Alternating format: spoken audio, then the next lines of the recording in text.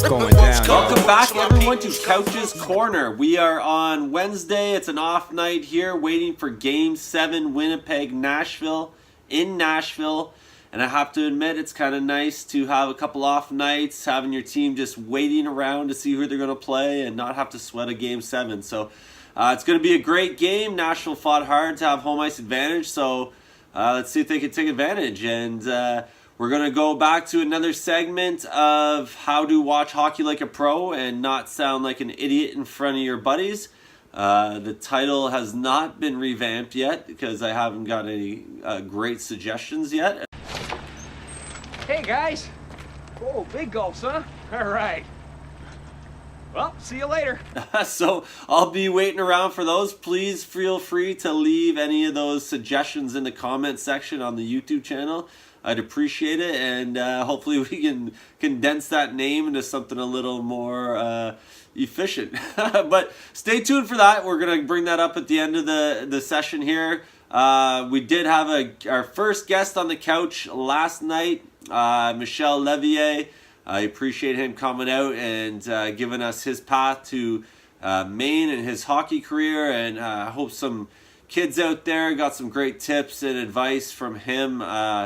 And it's lucky to have a guy like that that's gone from Canada to US to Europe to kind of give his light on hockey and how he got there and what it takes to be a pro. So thanks, Michelle, and hopefully that won't be our last guest, and we'll have some more people on the couch, and as long as everyone enjoyed it, we'll keep bringing you guys some interesting guests. Feel free to ask any questions you have. I'm sure Michelle will be happy to answer them if you have any for him. If you have any for me, please leave them in the comment section, and I'd love to get it to on video, or I'll reply online. So hope you're enjoying that, but stick around for that segment at the end, because I have a feeling you guys are sounding a little smarter. Is that the word? Smarter? More smart already? So don't take English tips from me, just take hockey tips. But yeah, so Nashville-Winnipeg game coming up. That's a huge game. Two powerhouse teams, and I called it. This is exactly the route I thought Vegas needed to take to get to the Cup Finals, is have Nashville-Winnipeg go 7, beat themselves up a bit, and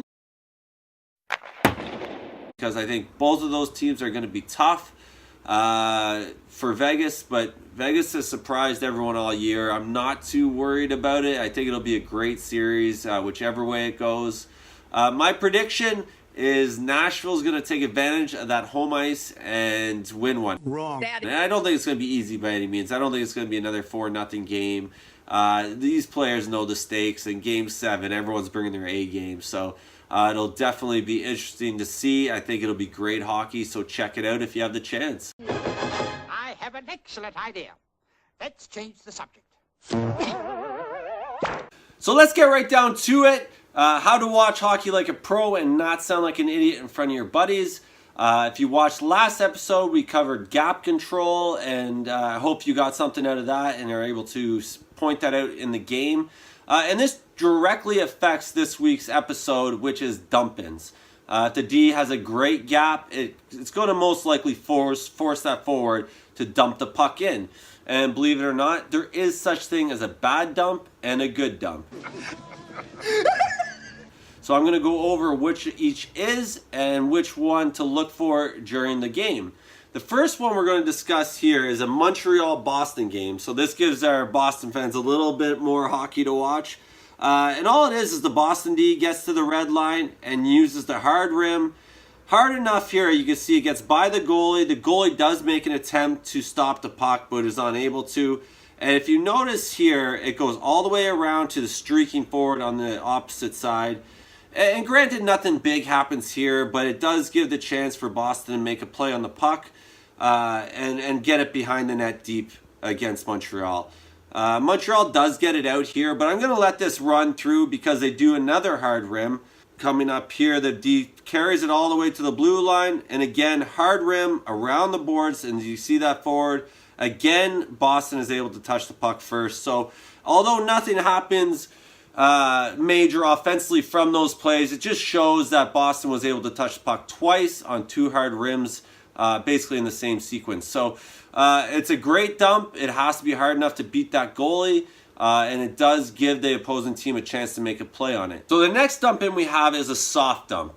And as a defenseman, I dreaded this. And you were most likely going to take a big hit here. So here's an example of this play. The forward here for Boston gets it at the red line. Again, if you notice the gap control of that D, stands him up right on the red line. So he has to do a dump. Luckily for Boston, the player makes a great dump softly into the corner here where it's out of the reach of the goalie. And now the defending players have to turn against the wall and face the glass and face the goalie. So they're not able to see what's behind them. And that's when that forecheck from Boston, it can get in really tough. And if you can watch here, they get on, see the D's back is to the play, and they get pressure on and are able to get a good hit and create a great forecheck. And that's from the dump. They end up getting a scoring chance out of it, all because of that soft dump. Now, there are two other types of dumps I don't have examples for. One is the cross-corner dump where you get to the red line and it sounds like what it is. You dump it in a cross-corner and for the opposing forward to come in. The only reason I don't like this dump much, and I always liked it as a D, because it has that chance to bounce off the wall and you're able to pick it up cleanly, skating forward into the puck. And most of the time, unless they have a heavy forecheck, or they have that winger streaking that's already past the D that maybe he's going to get possession first. Other than that, the D's skating towards it. It's off the wall. He's able to handle it cleanly, skate around the net, wheel, and make a cleaner play as if it was either a soft dump or a hard rim where it's stuck up against the boards. The other one that I do not have an example of, and it's not used that often, or I don't find it that useful, is when they shoot it on net. The most useful time for this is during a penalty kill maybe, and they want to get a whistle deep in the opposing zone. So I'm all right with this if they get to the red line, they have full speed, they know they're going to be able to stop on the goalie so the goalie can't play the puck to one of his defenders. Other than that, it gives the goalie a good chance to make a play, give it to the D where they want it, off the boards. Other than that, the goalies are too good these days. They're going to play the puck. They know what you're doing. Defenders will go to each side of the net where the goalie can either shuffle it this way or pass it to this way. I like this one. One dog goes one way and the other dog goes the other way. And get a cleaner breakout. So not a huge fan of that, but there is a time and place for it, and look for that on the penalty kill. Now finally, I want to give you an example of a bad dump. On this play here, we have a Montreal player, gets to the red line. He tries it's almost between a cross corner and a soft dump, but it's a little too hard. Goes behind the net, watch the goalie is able to stop it, make that pass, they get up to the winger, and are able to get out clean.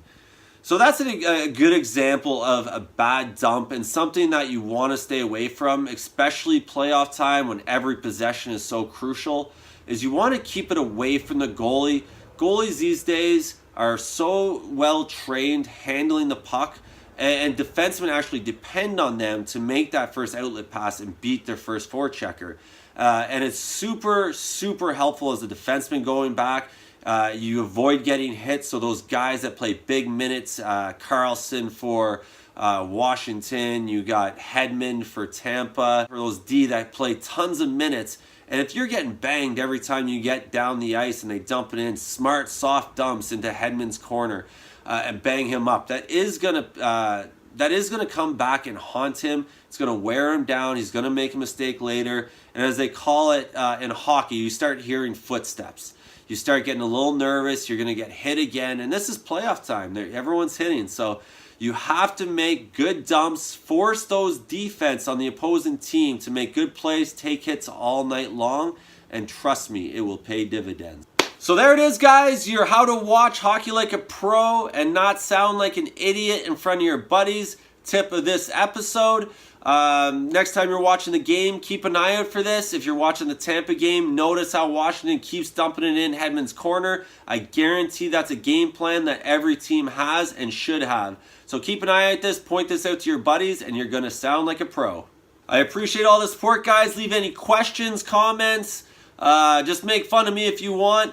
And leave them in the comment section. I really appreciate it. Subscribe, like, do all that stuff you're supposed to do when you watch these videos and you get something out of it. But until then, I'll see you on the couch. Enjoy the playoffs. Enjoy the conference finals. It's going to be great. Cheers.